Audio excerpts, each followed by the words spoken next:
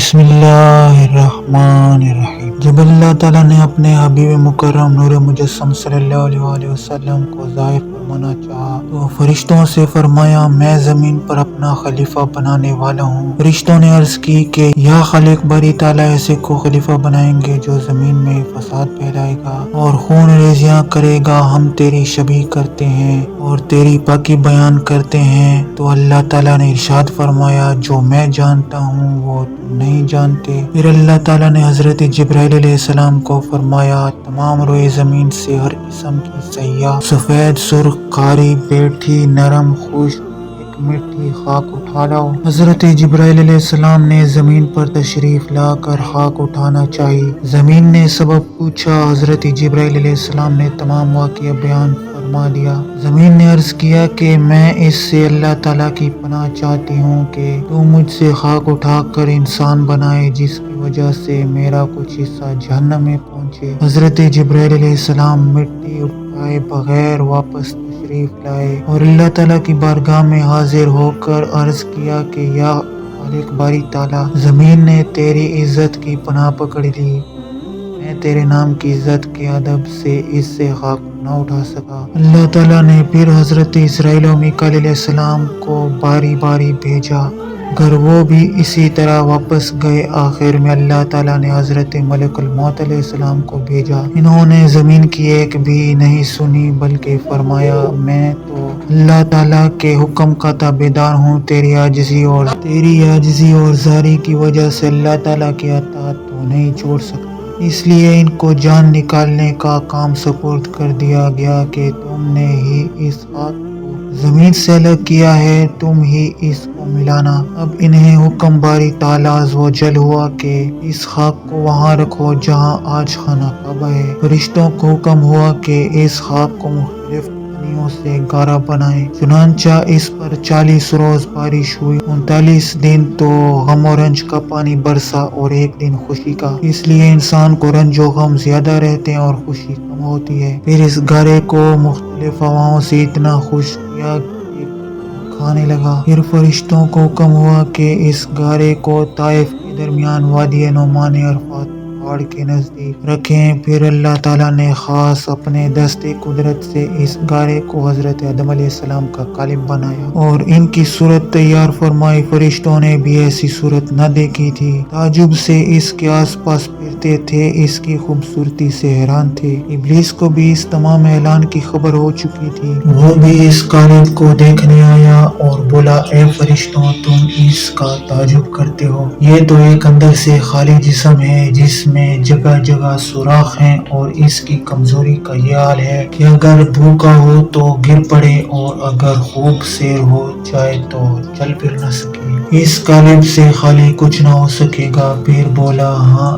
اس کے سینے کے بائیں طرف ایک بند کوٹری یعنی دل ہے، خبر نہیں کہ اس میں کیا ہے، شاید کہ یہی لطیفہ اور ربانی کی جگہ ہو جس کی وجہ سے یہ خلافت کا حقدار ہوا۔ پھر روح کو حکم ہوا کہ اس قالب میں اور اس کے گڑھوں میں بھر جائے۔ جب روح قالب کے پاس پہنچی تو جسم کو تنگ و تاریک پایا، اندر جانے سے ٹھہر گئی۔ بعض روایات میں آتا ہے کہ تب میرے مصطفیٰ صلی اللہ علیہ وسلم سے وہ قالب جگمگا دیا گیا، یعنی وہ نور پیشانی آدم علیہ السلام میں امانت رکھا گیا۔ اب روح آہستہ آہستہ داخل ہونے لگی، ابھی سر میں تھی کہ آدم علیہ السلام کو چھینک آئی اور زبان سے نکلا الحمدللہ۔ حق تعالیٰ نے ارشاد فرمایا یرحمک اللہ۔ جب روح کمر تک پہنچی حضرت آدم علیہ السلام نے اٹھنا چاہا مگر گر پڑے کیونکہ نیچے کے دھڑ میں روح پہنچی ہی نہیں تھی۔ تو اللہ تعالیٰ نے ارشاد فرمایا بخلق الانسان من اجل، فرمایا تمام بدن میں روح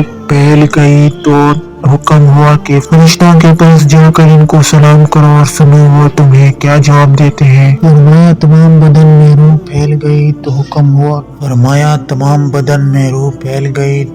ہوا کہ فرشتوں کے پاس جا کر ان کو سلام کرو اور سنو وہ تمہیں کیا جواب دیتے ہیں۔ تب حضرت آدم علیہ السلام ادھر تشریف لے گئے اور فرمایا السلام علیکم۔ فرشتوں نے وعلیکم السلام و رحمت۔ تمام بدن میں روح پھیل گئی تو حکم ہوا کہ فرشتوں کے پاس جا کر فرشتوں نے وعلیکم السلام و رحمت اللہ جواب میں فرمایا، اللہ تعالیٰ نے ارشاد فرمایا، یہی الفاظ تمہارے اور تمہاری اولاد کے لیے مقرر کیے گئے ہیں۔ حضرت آدم علیہ السلام نے عرض کیا کہ یا باری تعالیٰ میری اولاد کون ہے؟ تب اللہ تعالیٰ نے آپ کی پشت دستے قدرت پھیر کر اس سے تمام انسانی روحیں نکالی گئیں اور حضرت آدم علیہ السلام کو سب دکھائی گئیں اور انہیں کافر و مومن، منافق، اولیاء، کتب و انبیاء علیہ السلام دکھائے گئے۔ پھر اللہ تعالیٰ نے حضرت آدم علیہ السلام کو تمام اشیاء کے نام سکھائے، پھر سب اشیاء ملائکہ پر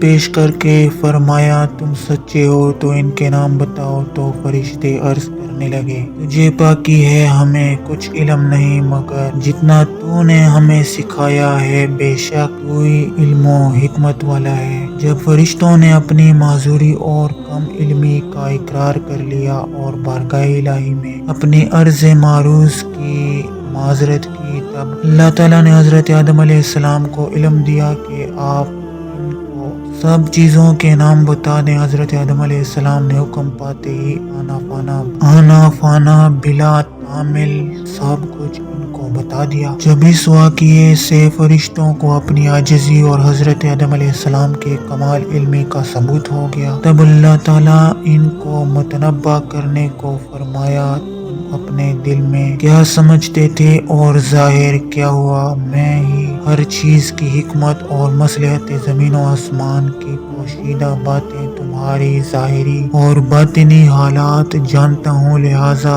تمہارا تعجب کرنا کہ خلیفہ کیوں بنایا جا رہا ہے۔ میں جو کچھ کرتا ہوں اس میں بھی ہزار برکتیں ہوتی ہیں۔ جب آدم علیہ السلام کا علم تمام پر ظاہر ہو گیا تو تمام فرشتوں، جن میں شیطان بھی رہتا تھا، حکم ہوا کہ تم سب کے سب حضرت آدم علیہ السلام کو تعظیمی سجدہ کرو۔ وہ سب کے سب سجدے میں گر گئے، لیکن ابلیس چونکہ متکبر تھا اس لیے سجدے سے انکاری ہوا۔ اپنے آپ کو بڑا جان کر دل میں سوچنے لگا کہ اللہ تعالیٰ کا حکم غلط ہے، میں بہت بڑا، آدم علیہ السلام بہت چھوٹا بڑے کے سامنے جھک سکتا ہے، نہ کہ بڑا چھوٹے کے سامنے جھکتا ہے۔ اللہ تعالیٰ نے میری ہزارہ برس کی عبادت کی کوئی قدر نہ فرمائی اور میرا حق نہ پہنچایا۔ جب اس لعین ابلیس نے اس طرح کہا تو وہ کافر ہو گیا۔ اللہ تعالیٰ نے حضرت آدم علیہ السلام اور حضرت حوا سلام اللہ علیہا کو حکم دیا کہ جنت میں رہو اور کھاؤ پیو، مگر اس درخت گیہوں، انجیر یا انگور یا کوئی اور درخت کے پاس نہ جانا، اگر اس درخت کے پاس گئے تو خرابی میں پڑ جاؤ گے۔ شیطان لعین نے حضرت آدم علیہ السلام اور حضرت حوا سلام اللہ علیہا کو اس بات پر اطمینان دیا کہ یہ درخت تمہارے لیے مفید ہے اور تمہیں کھا کر انہیں اطمینان دلایا کہ میں تمہارا خیر خواہ ہوں، لہٰذا ان دونوں ہستیوں نے وہ درخت کھا لیا اور اللہ تعالیٰ کی ممانعت کے اصل مقصد کو بھول گئے، اور حکم ہوا کہ تم سب کے سب زمین پر اتر جاؤ اور وہاں آپس کی دعوت کی تکلیف اٹھاؤ اور مدت تک وہیں رہو اور وہاں ہی کما کر کھاؤ۔ جب حضرت آدم علیہ السلام جنت سے باہر زمین پر تشریف لائے تو ایک دم بہتی آزمائشوں میں گرفتار ہو گئے۔ جنت سے چھوٹنے کا غم، اپنی بیوی حوا سلام اللہ علیہا کی جدائی، اپنی وحشت اور تنہائی، پھر اللہ تعالیٰ کا عذاب۔ اس عذاب کی وجہ سے سخت پریشانی تھی۔ اس پریشانی میں 300 سال تک اس قدر روئے کہ ان کی مثال دنیا میں نہیں ملتی۔ 5 بزرگ دنیا میں بہت روئے۔ حضرت آدم علیہ السلام اپنی خطا پر، حضرت یعقوب علیہ السلام فراق فرزند میں، حضرت یحییٰ علیہ السلام خوف الہی سے، حضرت فاطمہ سلام اللہ علیہا حضور صلی اللہ علیہ وسلم کے دنیا سے ظاہری پردہ فرمانے کے بعد، حضرت امام زین العابدین علیہ السلام واقعہ کربلا کے بعد، مگر ان تمام بزرگوں میں حضرت آدم علیہ السلام کی گھر بیروزاری سب سے بڑھ کر ہے، کیونکہ 300 سال تک متواتر روئے۔ تغیر عمری میں ہے کہ حضرت جبرائیل علیہ السلام کو بھی ان کی گریہ و زاری پر رونا آ گیا۔ انہوں نے بارگاہ الہی عز و جل میں حضرت آدم علیہ السلام کی سفارش اور شفاعت کی۔ جب رحمت الہی عز و جل نے ان کی دستگیری فرمائی اور ان کو رحمت العالمین صلی اللہ علیہ وآلہ وسلم کا نام قبول اور اس کے ذریعے سے توبہ کو قبول فرمایا۔ حضرت آدم علیہ السلام اور حضرت حوا سلام اللہ علیہ جب جنت سے چلے تو اب انہیں خبر تھی کہ آیا ہم ہمیشہ کے لیے جا رہے ہیں یا پھر بھی یہاں آنا میسر ہوگا اور اس جگہ رہ کر بھی تعلق رب سے رہے گا یا نہیں۔ ان کے اطمینان کے لیے فرمایا اب تم سب جنت سے اتر کر زمین پر جاؤ، لیکن وہاں تم پر ہماری نظر عنایت رہے گی۔ دیکھو اس بار تم چوک گئے، آئندہ ایسا نہ کرنا، اس غلطی سے سبق حاصل کرنا۔ جو ہماری ہدایت کے موافق